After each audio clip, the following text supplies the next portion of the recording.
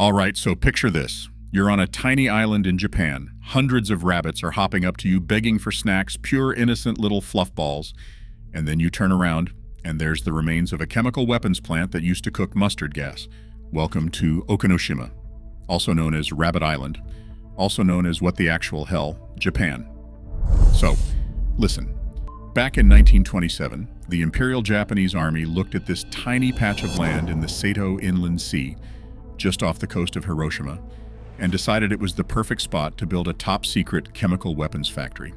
For the next 18 years, they went to work, churning out over 6,000 tons of lethal mustard gas and tear gas. This wasn't some minor side project, it was a massive, industrial-scale poison pipeline. And because manufacturing outlawed weapons of mass destruction isn't great for public relations, the military had to keep the entire operation completely quiet. So, they did what any paranoid government would do. They literally wiped the island off the face of the earth. They ordered Ōkunoshima completely erased from every official civilian map. If you sailed past it, it officially did not exist. Inside this ghost island, the military put thousands of local civilians and teenagers to work, without even telling them they were brewing deadly chemical weapons. The safety gear was an absolute joke. We are talking leaky rubber suits and paper-thin masks that did nothing to stop mustard gas. These people were breathing corrosive, poisonous dust every single day, leaving them with horrific, lifelong lung damage and chemical burns. It was downright brutal. To test how lethal their recipe was, they brought in about 200 rabbits as lab subjects. And let's bust a major myth real quick. The fluffy bunnies tourists feed today are not the survivors of those lab tests. When Japan surrendered, the military went into full panic mode.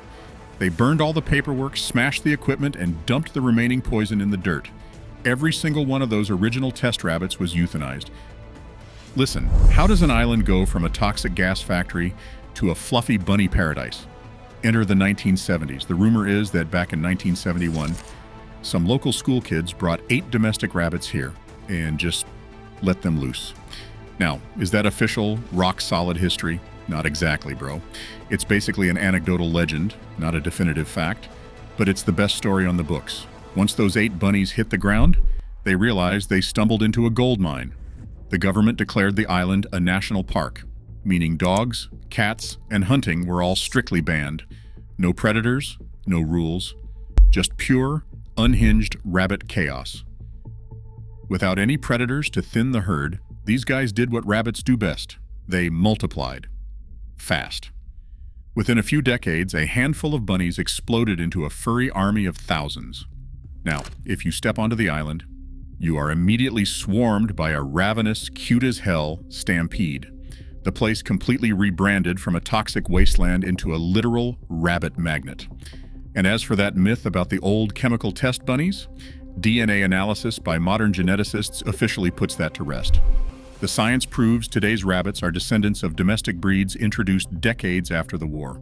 No mutant gas lab lineage here, just pure, unhinged domestic breeding. So, what's the vibe on this island today? Bro, it is absolute, beautiful chaos.